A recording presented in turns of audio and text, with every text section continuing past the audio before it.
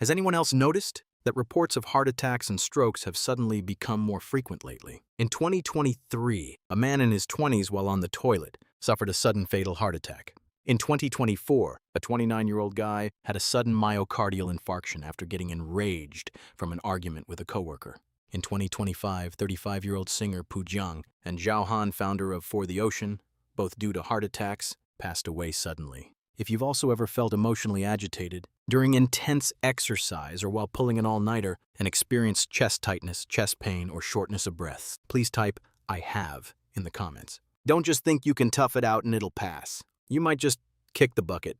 In this video, we're going to explore the causes of heart attacks, the warning signs before an attack, and preventative and remedial measures. This has all been repeatedly reviewed by cardiologists and neurologists. We hope that at a critical moment this knowledge can be your lifesaver. But more importantly, we hope everyone can take preventative measures in advance to keep the risk far, far away. Our heart beats around 100,000 times a day, pumping about 8,000 liters of blood. The blood it pumps in a lifetime could fill 100 standard swimming pools. It's so powerful, so resilient, that we all mistakenly believe it will never fail. Until one ordinary day you're doing some ordinary thing. Maybe you just ate a big meal. Maybe you got really angry. Maybe you were straining on the toilet. Or maybe it was just because the weather suddenly turned cold. Suddenly you feel a crushing pain in your heart as if it's being squeezed tightly in a fist. The pain isn't like a cut from a knife or a prick from a needle, but rather a pressing, suffocating tightness and constriction, which can radiate to your left arm, left shoulder, neck, or jaw.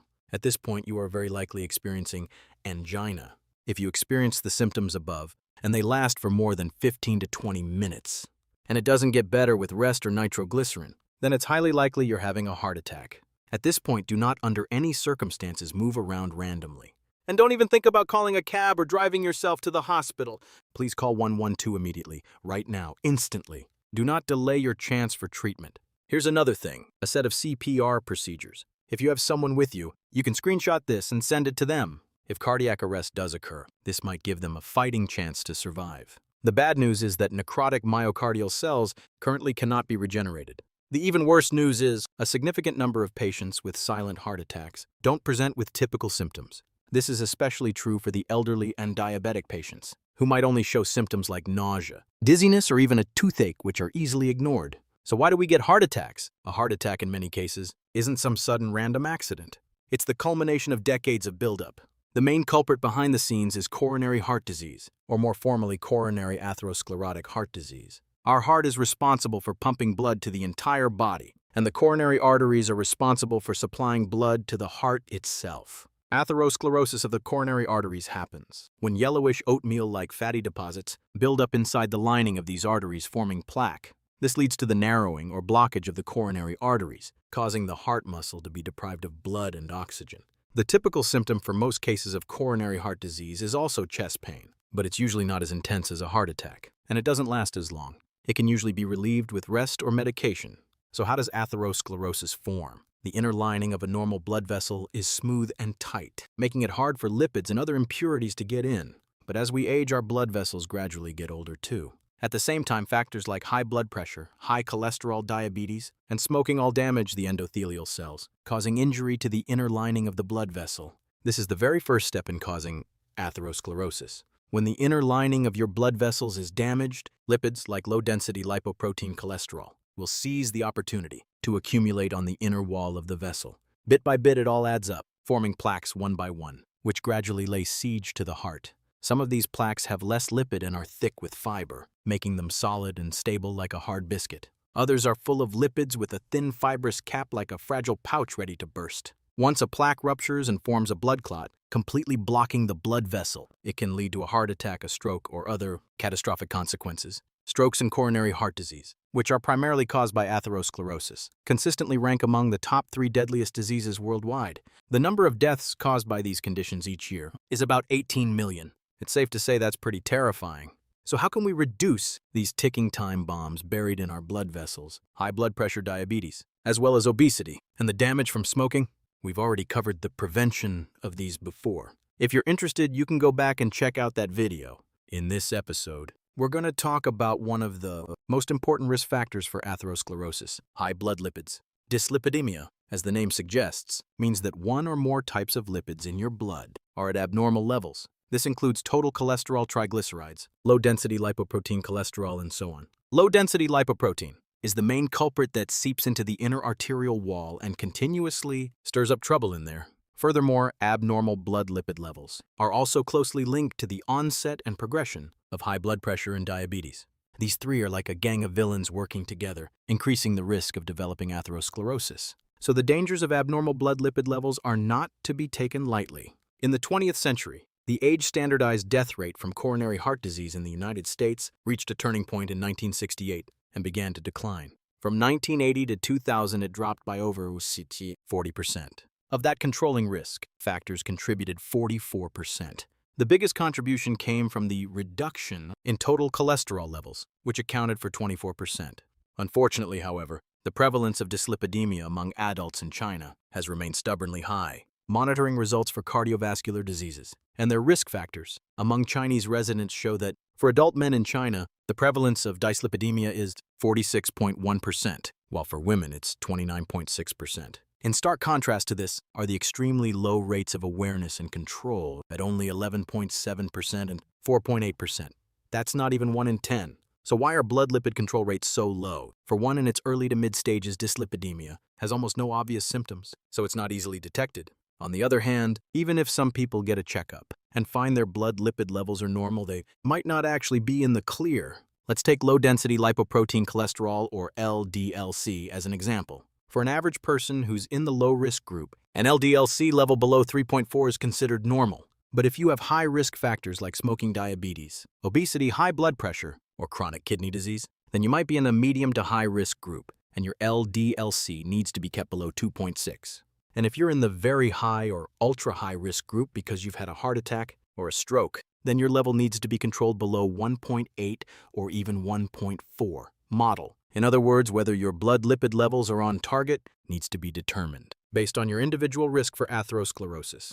We've also got a few charts here to help you determine if you're in a high-risk group and what your corresponding control target should be for those of you who need it. Feel free to save these for yourself or your family. So, how exactly can we control our blood lipid levels? First up, our usual weapon in the fight against the three highs is lifestyle modification. This includes adjusting your diet, getting a moderate amount of physical activity, managing your weight, and quitting smoking and alcohol. We've also taken the part about a balanced diet and made it into a chart. Feel free to grab it if you need it. When lifestyle interventions aren't enough to reach your lipid-lowering goals, then you should consider adding lipid-lowering medication. LDLC, or low-density lipoprotein cholesterol, is the primary target for lipid-lowering therapy. Recent studies also suggest that lipoprotein is also involved in the pathological and physiological process of atherosclerosis and is closely related to atherosclerosis and aortic valve calcification. Currently, the common cholesterol-lowering drugs include statins, cholesterol absorption inhibitors, PCSK9 inhibitors, Probicol, and so on. Statins, such as atorvastatin, work by competitively inhibiting the activity of the rate-limiting enzyme in your body's cholesterol synthesis. This reduces cholesterol production and at the same time upregulates the number of low-density lipoprotein receptors on the cell surface. These receptors can move the low-density lipoprotein from the blood into the cells to be broken down and metabolized. In plain English, they not only slow down the rate of cholesterol production, but also increase its recycling. However, when patients use statins, when lowering low-density lipoprotein cholesterol, after a certain point, you might find that increasing the dose doesn't lower lipids any further. In other words, even if you increased the dosage of statin drugs, your blood lipid levels may not see any more significant decreases. Patients at very high and extremely high risk often need to meet stricter LDLC control targets. This is when combination therapy is needed. For example, with cholesterol absorption inhibitors, or PCSK9 inhibitors. Cholesterol absorption inhibitors, as the name implies, work by reducing the absorption of cholesterol from food by the intestines, thereby decreasing the amount of external cholesterol entering your bloodstream. I don't really need to put this in layman's terms. It simply reduces absorption. Ezetimibe is one example. As for PCSK9 inhibitors, like the domestically developed tolecimab, they work by inhibiting PCSK9. That's a protein that binds to low-density lipoprotein receptors and causes them to break down.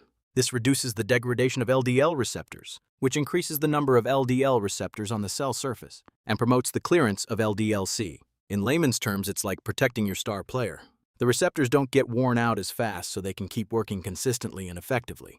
In addition, Clinical trial results have also found that tolesimab can also effectively lower lipoprotein.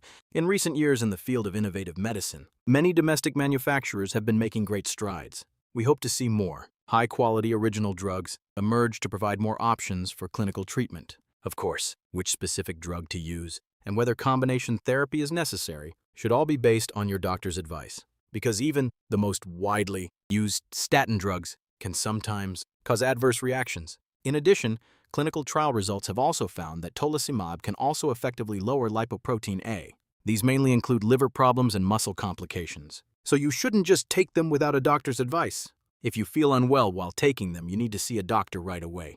And finally, there's one last thing we want to tell you all. A heart attack isn't just some random accident that happens out of the blue. It's the accumulation of long-term habits like smoking, drinking, staying up late, and overeating. It's the health debt we build up every time we ignore our own well-being.